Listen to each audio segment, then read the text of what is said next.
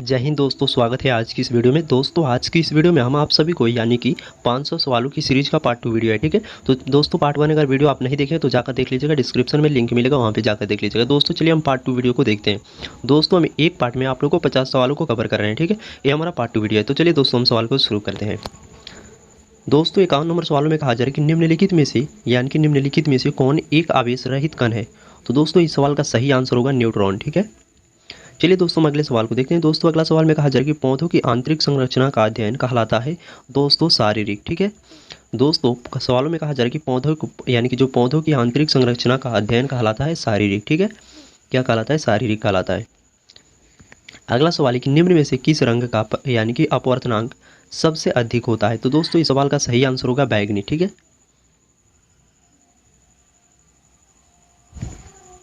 दोस्तों अगला सवाल है कि स्वच्छ जल से भरे यानी कि तालाब की गहराई 3 मीटर प्रतीत होती है यदि हवा के सापेक्ष जल का अपवर्तनांक यानी कि 4/3 हो तो तालाब की वास्तविक गहराई क्या होगी। तो दोस्तों इसका राइट आंसर हो जाएगा 4 मीटर। कितना हो जाएगा दोस्तों? 4 मीटर हो जाएगा, ठीक है। अगला सवाल है कि लेंस की क्षमता का मात्रक क्या होता है। तो दोस्तों लेंस की क्षमता का मात्रक होता है डायोप्टर, ठीक है। अगला दोस्तों सवाल है कि रडार की कार्यप्रणाली निम्न सिद्धांत पर आधारित है। तो दोस्तों रेडियो तरंग का यानी कि परावर्तन, रेडियो तरंगों का परावर्तन। अगला सवाल है कि न्यूटन के गति के नियम के अनुसार निम्न में से कौन सा कथन सही है। तो दोस्तों द्वितीय नियम से यानी कि बल की परिभाषित ज्ञात कीजिए, ठीक है। बल यानी कि बल की परिभाषा जो होता है ज्ञात की जाती है। अगला सवाल की यानी कि किस पिंड के यानी कि उस गुण धर्म को कहा यानी कि क्या कहते हैं जिससे वह सीधी रेखा में यानी कि सीधी रेखा में विराम या एक समान गति से स्थिति में किसी भी परावर्तन का विरोध करता है, उसे हम जड़त्व कहते हैं, ठीक है। दोस्तों अगला सवाल है कि लेजर निम्न सिद्धांतों पर कार्य करती है। तो दोस्तों विकिरण की यानी कि उद्दीप्ति उत्सर्जन, ठीक है। अगला 60 नंबर सवाल में कहा जा रहा है कि दलदल में फंसे व्यक्ति को यानी कि लेट जाने की सलाह दी जाती है क्योंकि यानी कि क्षेत्रफल अधिक होने से दाब कम हो जाता है, ठीक है। अगला दोस्तों सवाल में कहा जा रहा है कि बर्फ के टुकड़े को यानी कि आपस में दबाने पर टुकड़े आपस में चिपक जाते हैं क्योंकि दाब अधिक होने से बर्फ का गलनांक घट जाता है जिसके कारण यानी कि आपस में दबाने पर वे टुकड़े आपस में चिपक जाते हैं, ठीक है। अगला सवाल है कि मोटर कार की यानी कि शीतलन तंत्र किस सिद्धांत पर कार्य करता है। तो दोस्तों इसका राइट आंसर हो जाएगा केवल यानी कि संवहन, ठीक है।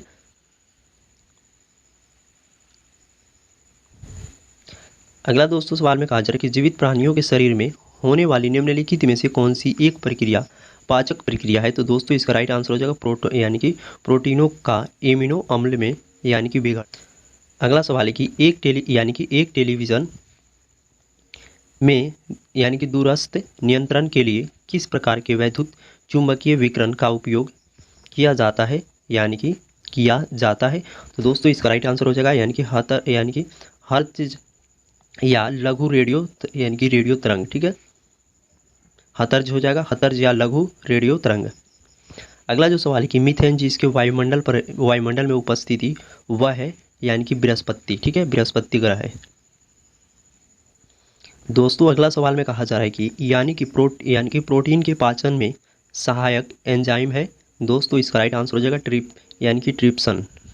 अगला सवाल है उन देशों में जहां लोगों का मुख्य यानी कि खाद्यान्न पॉलिश किया हुआ चावल है, लोग पीड़ित होते हैं यानी कि बेरी रोग से।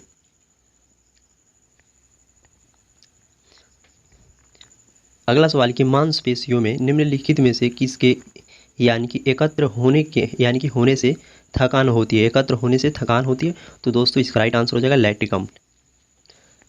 अगला जो आपका सवाल है कि प्रकाश वर्ष होता है एक वर्ष में प्रकाश द्वारा तय की जाने वाली दूरी।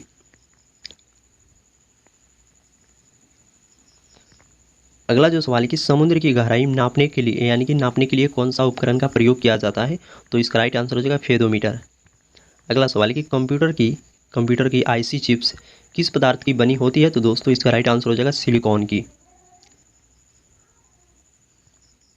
अगला सवाल है कि यानी कि काल्पनिक रेखा जो फोकस एवं पोल से गुजरे हुए यानी कि गोलाकार दर्पण पर पड़ती है वह कहलाती है मुख्य अक्ष। क्या कहलाती है? मुख्य अक्ष। अगला जो सवाल है अगर किसी वस्तु का फोकस अवतल दर्पण पर पड़ता है तो उसकी छाया कैसे बनती है, तो दोस्तों इसका राइट आंसर हो जाएगा अनंत।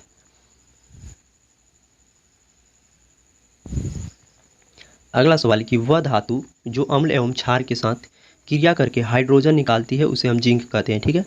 अगला सवाल है जीव विज्ञान शब्द का प्रयोग सर्वप्रथम किसने किया था, तो लेमार्क और ट्रेविरेनस ने। ठीक है। अगला सवाल की कार्य का मात्रक है जूल। अगला सवाल की प्रकाश वर्ष की इकाई होती है दूरी की।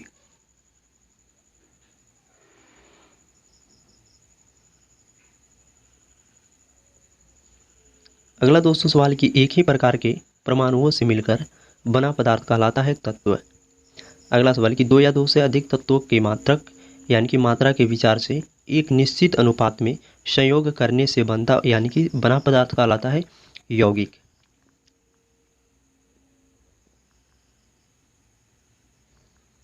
अगला सवाल कि किसी ध्वनि स्रोत की आकृति में होने वाले यानी कि उतार चढ़ाव को कहते हैं उतार चढ़ाव को क्या कहते हैं, यानी कि डापलर प्रभाव। ठीक है।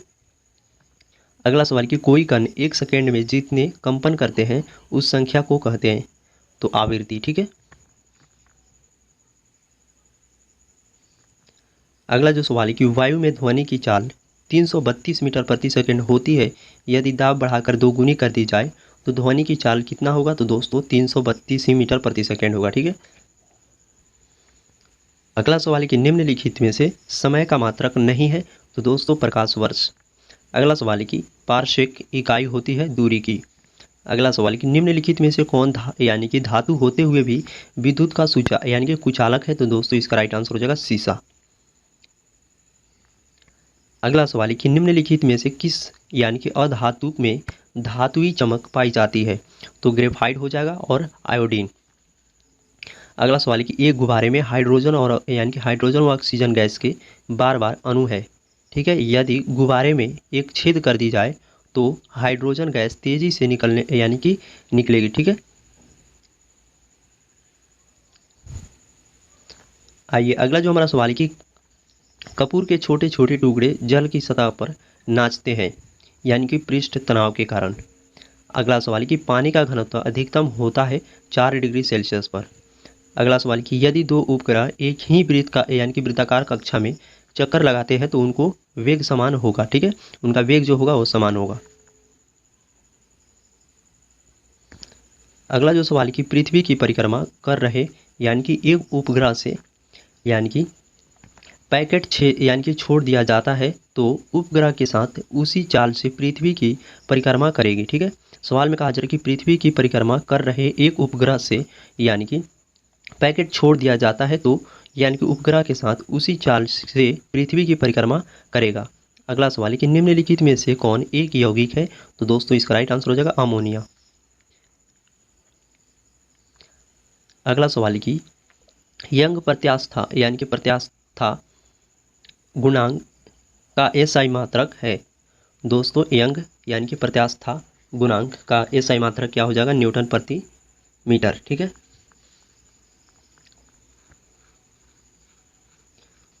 न्यूटन प्रति मीटर 0.2 है। ठीक, यहाँ पे 2 दिया हुआ है। ठीक है।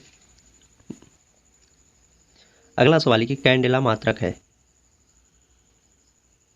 तो दोस्तों इसका राइट आंसर क्या हो जाएगा, ज्योति तीव्रता का।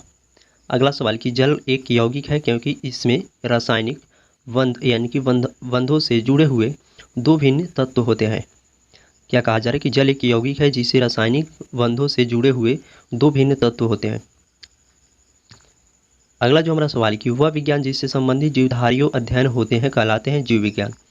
अगला सवाल कि फाइकोलॉजी किसके अध्ययन को कहा जाता है, तो शैवाल को। अगला सवाल है कि एक यानी कि जूल निम्नलिखित में से किसकी इकाई है, तो ऊर्जा की।